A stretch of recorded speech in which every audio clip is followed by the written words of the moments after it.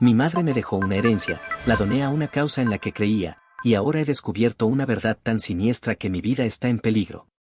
¿Fui un insensato? Hola a todos, esto es algo que he guardado en mi pecho durante meses. Necesito desahogarme, y honestamente, necesito saber si fui un completo insensato al dejar que esto me absorbiera de la forma en que lo hizo.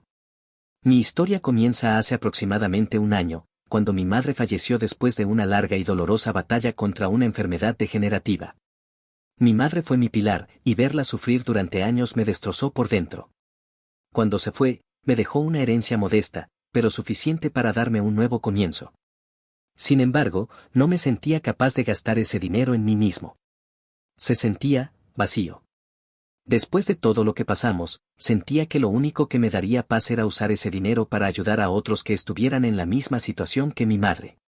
Quería que su memoria viviera en algo significativo. Fue entonces cuando encontré Esperanza Eterna. Se presentaban como una fundación sin fines de lucro dedicada a financiar la investigación de enfermedades raras y a proporcionar apoyo a familias en apuros.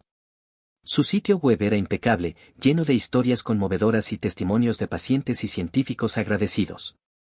Habían ganado premios de transparencia y contaban con el apoyo de varias celebridades y filántropos conocidos. Me sumergí de lleno. Doné una parte sustancial de la herencia de mi madre y, con la esperanza de ser más que un simple donante, me inscribí como voluntario. Durante los siguientes meses, Esperanza Eterna se convirtió en mi vida. Pasé innumerables horas ayudando en sus oficinas, organizando eventos y hablando con las familias a las que supuestamente estábamos ayudando. Me sentía parte de algo grande, de algo que mi madre habría amado. La gente en la oficina era increíblemente amable y profesional. Todo parecía perfecto, como si hubiera encontrado el propósito que tanto necesitaba después de mi duelo. El punto culminante de todo esto fue la gala anual de recaudación de fondos. Fue un evento masivo, celebrado en uno de los salones de baile más lujosos de la ciudad. Las luces, la música, la gente, todo era deslumbrante. Celebridades en trajes de gala, discursos conmovedores de sobrevivientes y una pantalla gigante mostrando imágenes de niños sonriendo. Me sentí eufórico, lleno de orgullo. Sentía que el dinero de mi madre, mi tiempo, mi dolor, todo había valido la pena. Pero entonces, ocurrió algo pequeño, algo que la mayoría de la gente no habría notado. Estaba en la zona de servicio detrás del escenario, ayudando a un grupo de voluntarios a transportar cajas, cuando vi a una de las organizadoras principales, la señora Elena Robles, hablando con un técnico. Su rostro estaba tenso, con una expresión de pánico que contrastaba brutalmente con la sonrisa radiante que había tenido en el escenario minutos antes. El técnico le entregó un disco duro y ella lo guardó en su bolso como si fuera un objeto de contrabando. No le di mucha importancia en ese momento, pensé que tal vez era un problema técnico de última hora o algo sin importancia. Unas horas después, mientras estaba en la barra de tragos, escuché a una de las camareras susurrarle a un colega sobre un rumor. Dicen que muchos de estos beneficiarios son actores, dijo con una risita nerviosa. Que se les paga por contar historias tristes. Mi corazón se detuvo por un segundo. La desestimé, pensando que era solo una camarera cínica que no entendía la magnitud del trabajo que hacíamos. Esa noche, cuando regresé a casa, la euforia se había desvanecido, reemplazada por una sutil pero inquietante sensación de malestar. Decidí que la única manera de calmar mis nervios era investigar un poco. Me senté frente a mi computadora, bebí un té y empecé a buscar. Lo primero que busqué fueron los estados financieros. Encontré el informe del año anterior, que estaba perfectamente auditado, pero cuando busqué el de este año, solo había un PDF vacío con un mensaje que decía pronto disponible. Era extraño, pero de nuevo, lo atribuí a la burocracia. Fue entonces cuando recibí un correo electrónico. La dirección era anónima, pero el asunto decía preguntas sobre el disco duro de la señora Robles. Mi sangre se heló. El correo contenía una sola frase: ¿por qué crees que los beneficiarios de este año no aparecieron en las fotos de la galería del sitio web? Apenas era un detalle, una pregunta, pero la persona que lo envió sabía sobre el disco duro. Sabía sobre la señora Robles. De repente, los susurros de la camarera, la mirada de pánico de Elena, el PDF vacío, y ahora este correo, se unieron en una imagen borrosa y siniestra. ¿Y si todo fuera una mentira? La idea me aterrorizaba. No solo porque el dinero de mi madre hubiera sido usado para un engaño, sino porque yo había invertido mi dolor y mi esperanza en esa farsa. Había encontrado un propósito, un significado, y si todo era una mentira, no me quedaría nada. Me sentí como un idiota, un insensato. ¿Cómo pude ser tan ciego? Pero al mismo tiempo, la posibilidad de que todo fuera real, de que la fundación fuera legítima y el correo una cruel broma, me daba una pizca de esperanza a la que me aferré desesperadamente. No quería ver mi mundo de nuevo destrozado. El dilema moral me consumía, debía ignorar la sospecha y vivir en la feliz ignorancia o destrozar la única cosa que me había dado paz en el último año para descubrir una verdad que podría matarme. Me inclino por la segunda opción. Estoy aterrorizado, pero tengo que saber la verdad. Primera actualización, 2 semanas después. Ha pasado un tiempo y mi vida ha dado un vuelco. No pude ignorar el correo. Mi paz mental, esa frágil paz que había encontrado después de la muerte de mi madre, dependía de saber la verdad. Lo primero que hice fue intentar contactar a la persona que me envió el correo anónimo, pero la dirección de correo electrónico era una cuenta de un solo uso que fue eliminada casi de inmediato. Estaba solo en esto. Me armé de valor y fui a las oficinas de Esperanza Eterna. Necesitaba buscar más pistas, algo que confirmara mis sospechas. Usé mi estatus de voluntario para acceder a las áreas de archivo, un lugar al que normalmente solo los empleados de alto rango tenían acceso. Le dije a la recepcionista que necesitaba buscar unos formularios de donantes antiguos para un proyecto. En mi búsqueda, encontré una caja con documentos viejos que parecía haber sido olvidada. Entre informes de voluntarios y listas de donantes, encontré una carpeta con el logo de otra empresa, Grupo Inmobiliario Robles. Robles. El mismo apellido de la señora Elena Robles. Mi corazón se aceleró. No era una gran pista, pero era algo. El grupo inmobiliario no tenía nada que ver con la investigación de enfermedades. Investigué la empresa y descubrí que era una corporación de bienes raíces que parecía haber sido creada hace poco. No tenía mucha historia, pero sí tenía un historial sospechoso de comprar terrenos en zonas rurales de la ciudad a precios ridículamente bajos. La conexión, aunque tenue, era inquietante. Una de las personas con las que me había hecho amigo, una voluntaria llamada Sofía, notó mi comportamiento errático. Ella era increíblemente dulce y creía en la fundación con todo su corazón, al igual que yo. Intenté preguntarle sutilmente sobre el grupo inmobiliario Robles, pero su cara se puso pálida. Me dijo que no sabía nada y que debía dejar de hacer preguntas. Me miró con una expresión de miedo que me hizo entender que mi investigación no solo me ponía en riesgo a mí, sino también a ella. El clavo en el ataúd fue cuando un viejo amigo mío, un periodista local, me llamó. Le había pedido que investigara los estados financieros de la fundación, sin darle muchos detalles. Me dijo que había una red de donaciones anónimas que entraban a través de una cuenta bancaria fantasma en un paraíso fiscal. Esta cuenta estaba vinculada, de alguna manera, al grupo inmobiliario Robles. Él me preguntó si había algo que lo conectara a mí, y le mentí. Le dije que no, que solo era una curiosidad. No quería meter a mi amigo en esto. Al principio, solo estaba confundido, pero ahora, el pánico se está apoderando de mí. El dinero de mi madre, la causa que ella representaba, mi duelo y mi sanación, ¿fue todo una estafa?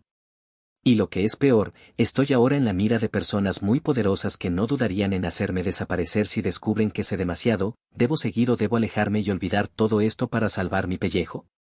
Aprovecho esta pausa para recordarte, si te gusta mi contenido, suscríbete, eso me ayudaría un montón. Ahora sí, continuemos. Segunda actualización, 3 semanas después. No pude alejarme. Después de mi conversación con Sofía, me sentí peor. Ella tenía miedo, un miedo real. Me di cuenta de que no solo se trataba de mi dinero o de mi duelo, sino de las vidas de otras personas que podrían estar en peligro.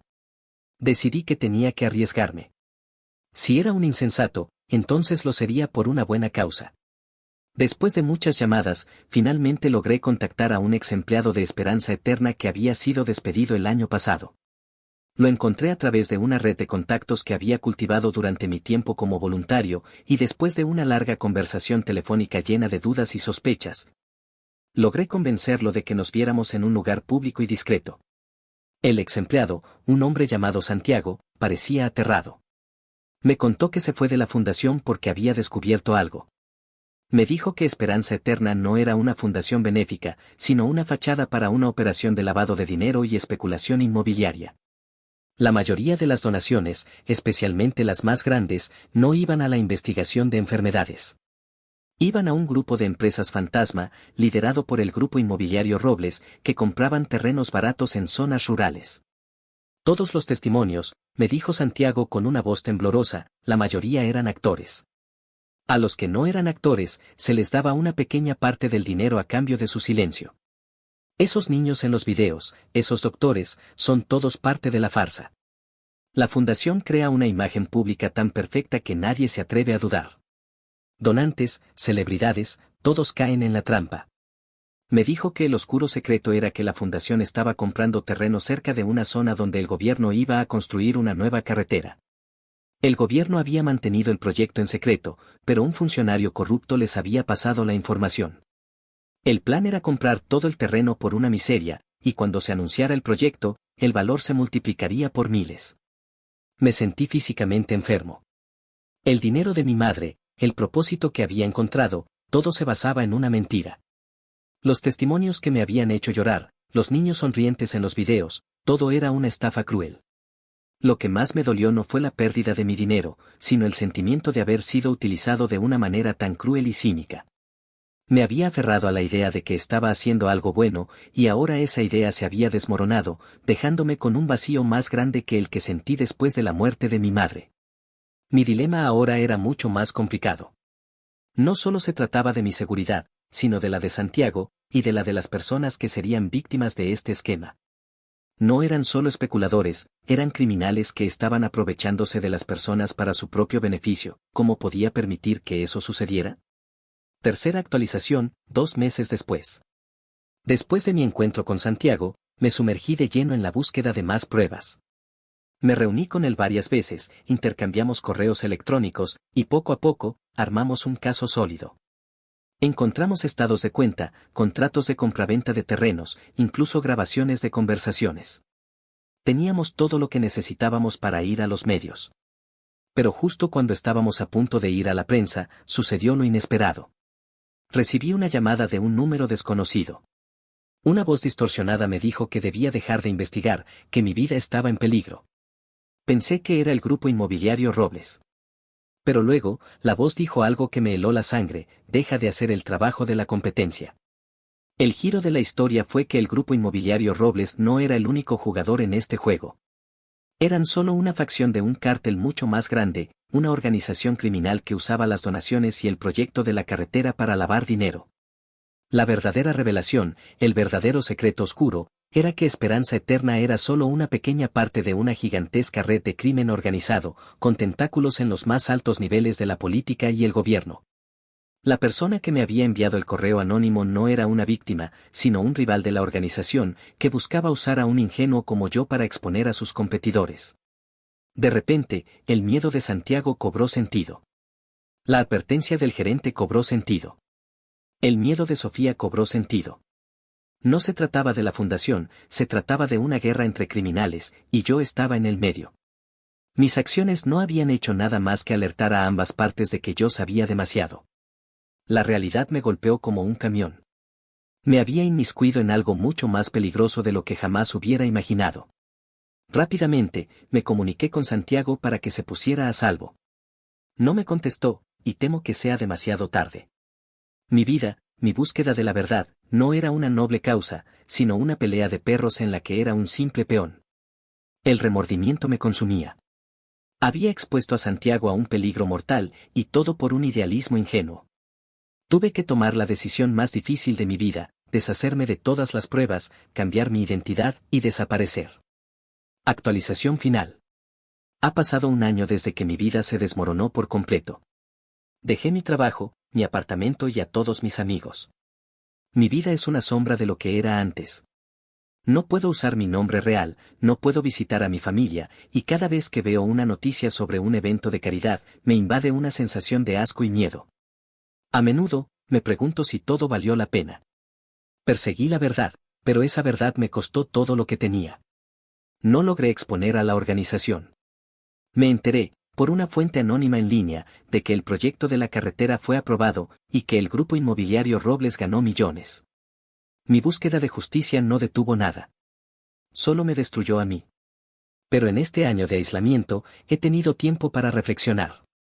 Al principio, sentía que era un insensato por creer en la fundación, pero ahora me doy cuenta de que no fui insensato por creer en algo bueno. Lo insensato fue creer sin dudar, sin investigar, sin usar mi cerebro. Mi ingenuidad me llevó por un camino oscuro, pero también me enseñó una lección invaluable. Ahora vivo en un lugar tranquilo, lejos de la ciudad. Trabajo en una pequeña librería, donde las historias no tienen giros tan siniestros como la mía. Ya no me involucro en grandes causas. En lugar de eso, me dedico a las pequeñas cosas. Ayudo a la anciana del piso de arriba con la compra, cuido el jardín comunitario. No hay grandes donaciones ni galas, solo pequeñas acciones de bondad. A pesar de todo el dolor, no me arrepiento de lo que hice.